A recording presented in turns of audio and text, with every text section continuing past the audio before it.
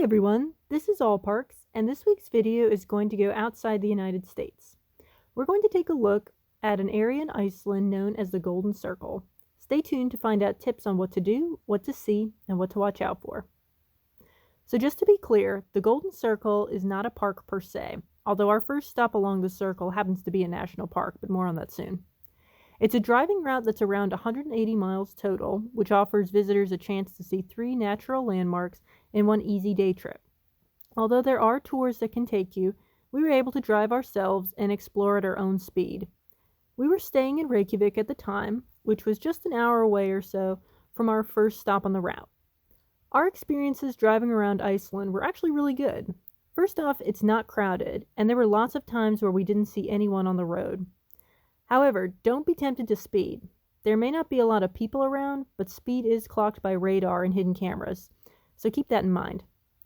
You also won't see a lot of gas stations, bathrooms, or restaurants along the Golden Circle, so fuel up and make sure you get your snacks or go to the bathroom beforehand. Our first stop in the Golden Circle was Thingvellir National Park. It's a UNESCO World Heritage Site where you can see the rift between the North American tectonic plate and the Eurasian tectonic plate.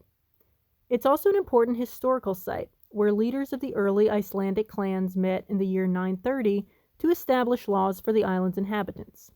You can get a lot of amazing pictures of the Icelandic landscape, and there are paths to explore the natural surroundings, but just make sure to stay on the trail to avoid damaging the fragile vegetation.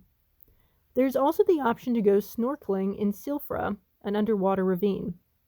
Although we didn't try this ourselves, Silfra is known for its extremely clear water, which makes it easy to see underwater geological formations. Snorkeling and scuba tours are available and do have certain requirements before you can go. And for any Game of Thrones nerds out there, some of the scenes in the show were actually filmed in the park. Notably, the part in Season 4 where the Hound fights Brienne and different scenes of the Eyrie were shown. So we're big fans, and that was actually one of the main reasons that we wanted to check out the park. We arrived at Thingvellir in the morning, a few hours before noon, and it was very crowded. Like when there were about 2 big tour buses and a huge crowd of people lined up at the lake near the visitor center. You'll actually have to pay for parking if you do decide to drive yourself. Plus, bathrooms were not free when we went, which came as a little bit of a surprise. In retrospect, I wish I had printed out a map or found trails to hike beforehand. We decided to avoid the lake because of the crowds, making it kind of hard for us to take pictures. The staff at the visitor center weren't actually as helpful as we would have liked.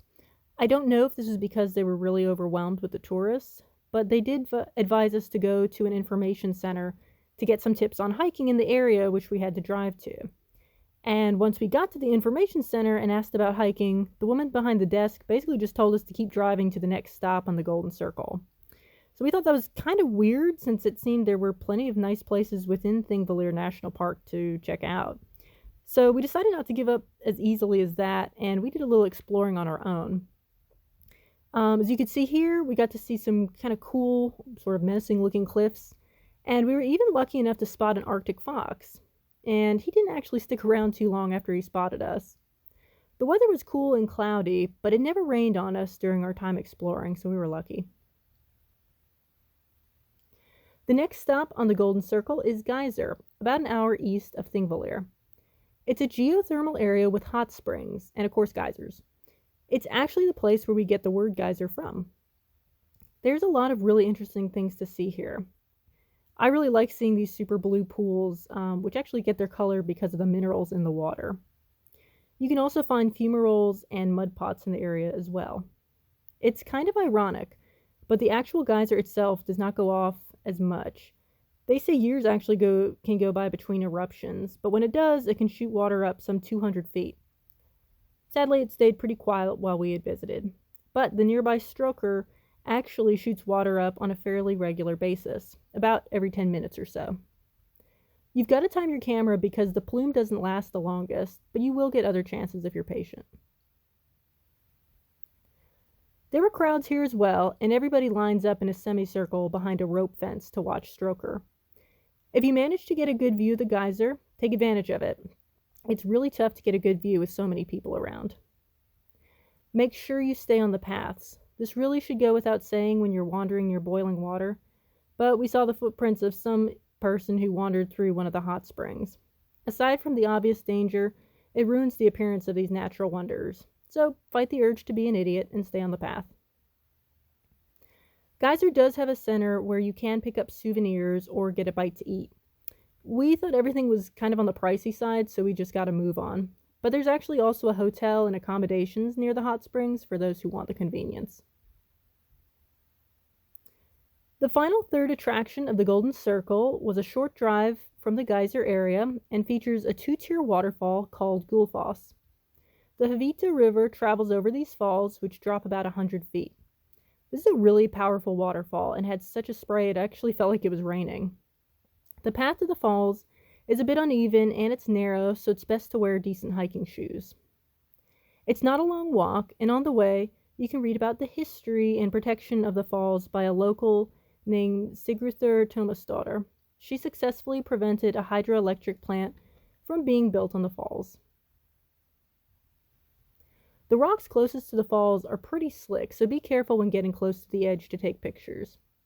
There were a fair amount of people here, which can make maneuvering around the rocks a little bit tricky. I'd recommend wearing rain pants, or at least something plastic that will dry quickly. Basically, you might want to reconsider wearing jeans if you get close to the falls. If you're hungry, there is a sandwich shop close by that offers views of Gullfoss. There's also some souvenirs you can pick up as well. Okay, so this next stop is not technically part of the Golden Circle, but it is along the way. Kerid is a volcanic crater about 45 minutes from Gullfoss, if you're heading back to Reykjavik. It has some amazing colors and offers some really great photo opportunities. Unlike the last three, you do have to pay a small fee of 400 kroner, which is about $4 in order to enter. Once inside, you can walk along the rim and check out the blue-green water, which contrasts really interestingly with the red rocks along the crater. You can also walk down to the water's edge. It's kind of steep on your way back up, but it's a decent walk. I found Kerid was the least crowded of all the sites we had seen, although this may have to do with the fact we saw it later in the day, since it was our last stop. It was really nice getting a chance to stretch our legs and explore this cool and interesting site. It was definitely worth the entry fee and a good way to end the day. So weather-wise, we were really lucky that it did not rain on us while we explored. But having said that, Iceland is known for its unpredictable weather, so I'd recommend dressing in layers and having a waterproof coat or pants. We visited at the end of August, and we still had to wear our heavy coat during most of the trip. Plus, it gets very windy, so I wouldn't bother with an umbrella. Just bring something with a hood if possible. Of course, wherever you decide to visit will play a role on how much daylight you'll have. The height of summer will have around 20 hours of light, while the winter is the exact opposite with only around 5 hours of light. So keep that in mind if you're planning a trip and want to know how long to spend at each stop.